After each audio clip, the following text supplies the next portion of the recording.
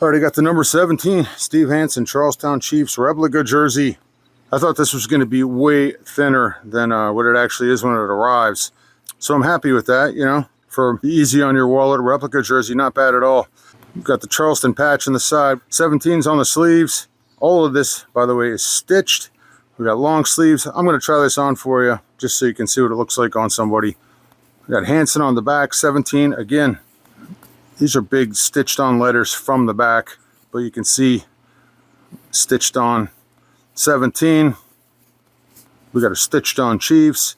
Since it's a hockey sweater, there's obviously no buttons on there. There's also no instructions on how to wash it or anything. I've got 3 of these jerseys, no instructions on any of them how to wash them. 6'2", 245 pounds. This is a double X. I got a shirt on underneath here. Sleeves might be just a little bit long. Other than that, the fit's pretty good. The sleeves are a little bit long, on me anyway. For an easy on your wallet replica jersey, not going to complain. Pretty good quality. Slapshot.